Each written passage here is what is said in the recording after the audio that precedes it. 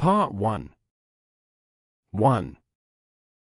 October 3, 2003. Charlie considered himself lucky. The career had found him, by accident or fate he couldn't say. After 16 years on the job, Charles Cullen was an accomplished veteran, a registered nurse with a GED and Bachelor of Science in Nursing. His Advanced Cardiac Life Support (ACLS), intra-aortic balloon pump, and critical care unit certifications earned him a healthy $27.50 an hour in hospitals across New Jersey and Pennsylvania. There was always work. Even within the rotted cores of Allentown or Newark, medical centers were still expanding profit centers, each proliferating with new specialties and services, and each locked in desperate competition to attract experienced RNs. By 4:40 p.m., Charles Cullen was in his car, shaved, gelled, and dressed in his white top and bottom with a soft yellow cardigan and a stethoscope draped across his neck, such that anybody might guess the handsome young man was a hospital professional, possibly even a doctor, despite his baby blue Ford Escort station wagon, 10 years old and freckled with rust. After a decade living in a basement apartment in New Jersey, Charlie's commute now started from across the border, in Bethlehem, Pennsylvania.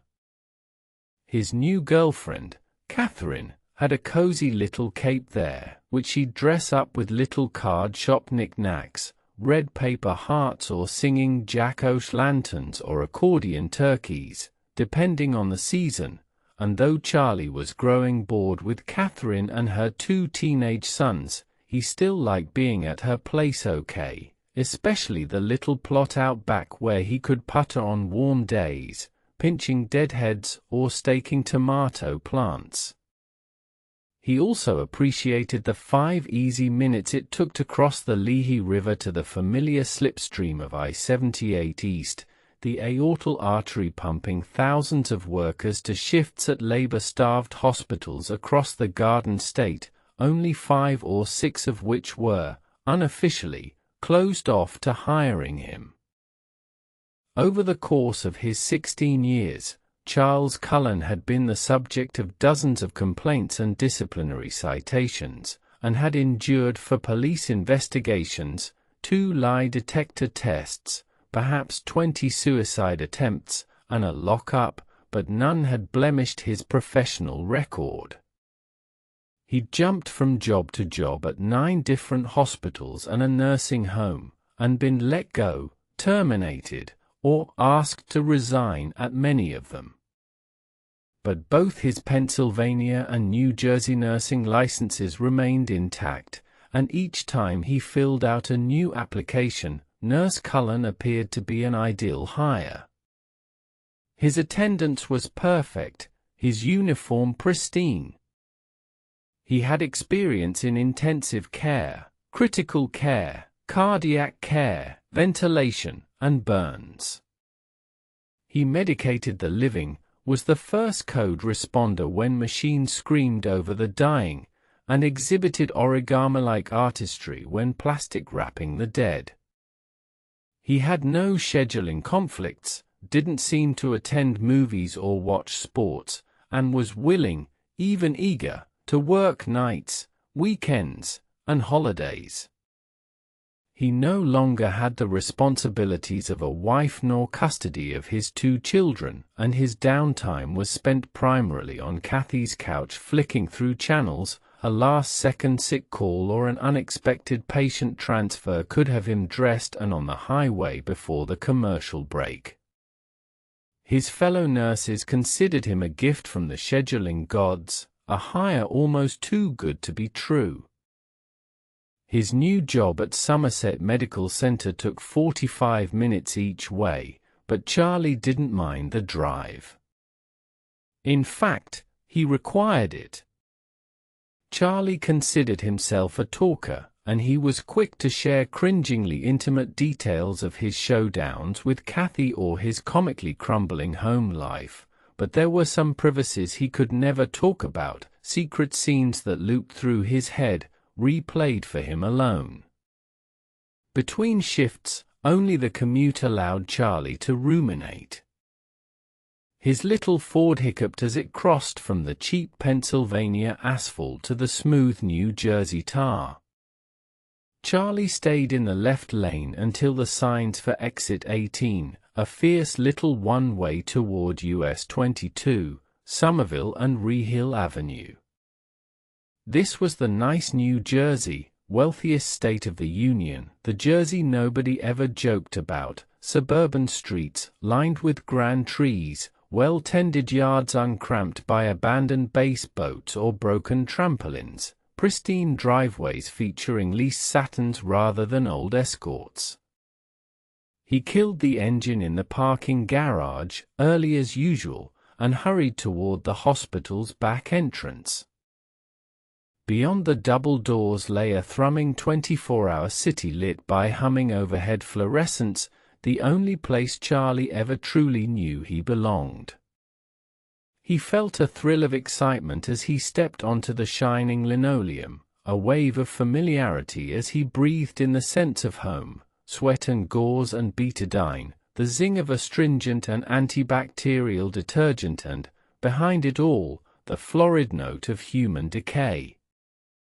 He took the back stairs 2 at a time. There was work to do. The nursing profession had welcomed Charlie as few other aspects of life ever had, starting with childhood. Charlie described it as miserable.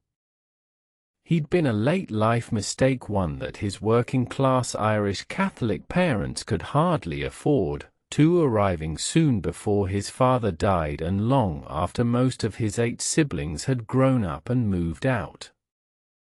Their wooden row house in West Orange 3 was a dark, unhappy place haunted by drug-addicted brothers, adult sisters who drifted in and out on tides of pregnancy or need, and strange, rough men who came at all hours to visit them both.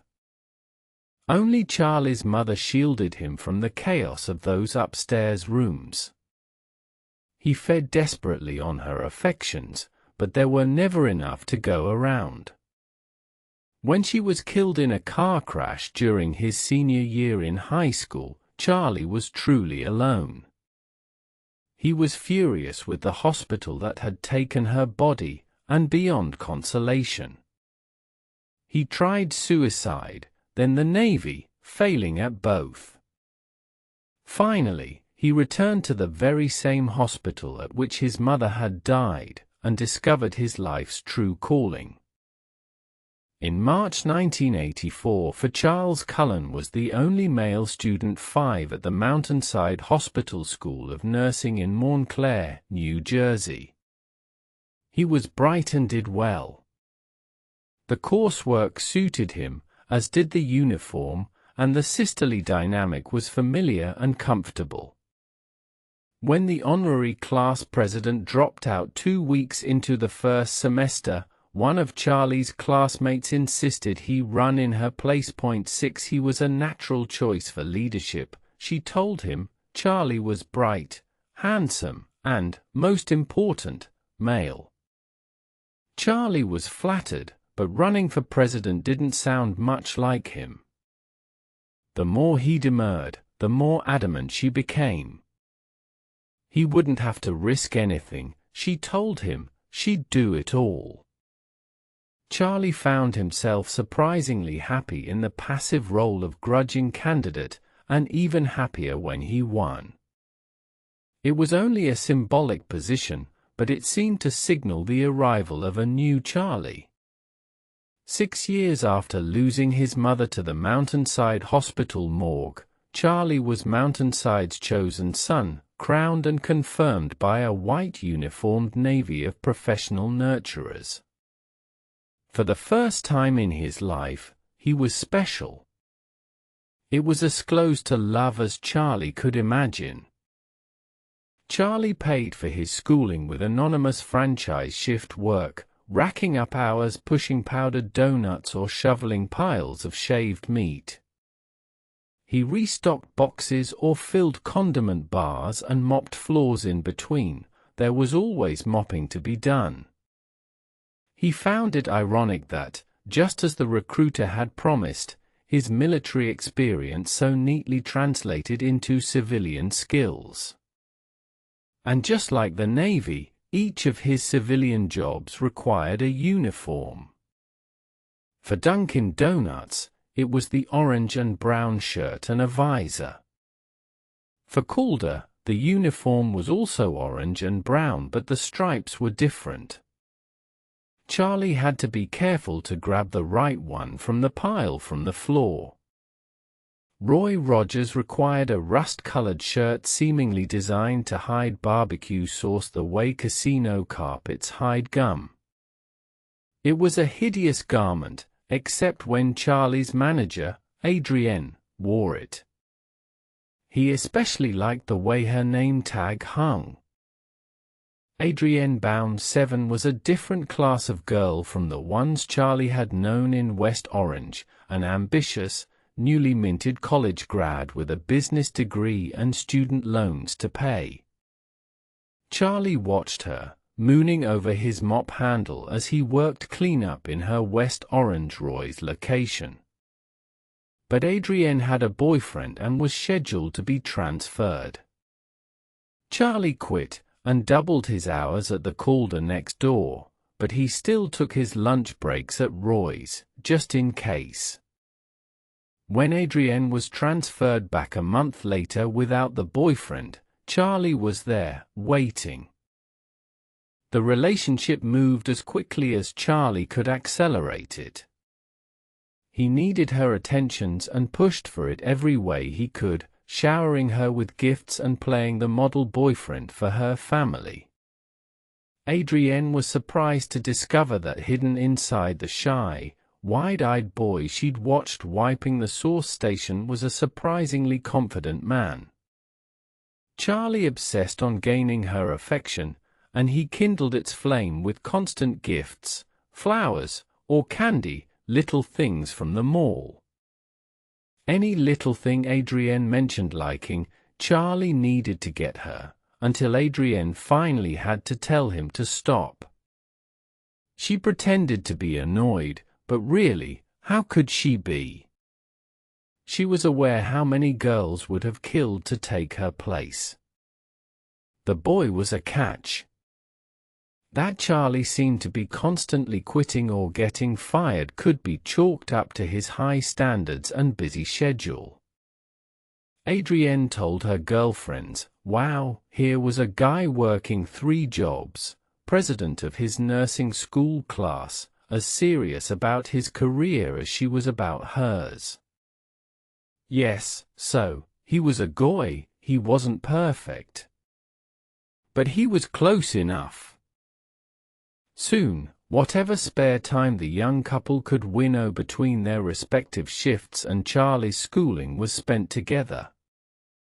They were a unit, complete but closed. They called it love, and 6 months after their first date they were engaged. They married the week after Charlie graduated nursing school.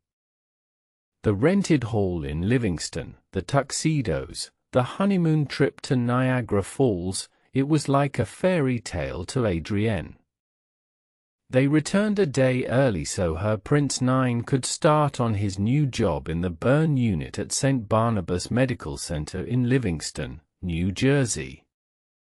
The hospital was willing to allow him extra time, but Charlie was adamant. It had to be that day, he didn't want to be late. Adrienne waved goodbye, and she felt the future rolling out before her like a strange red carpet.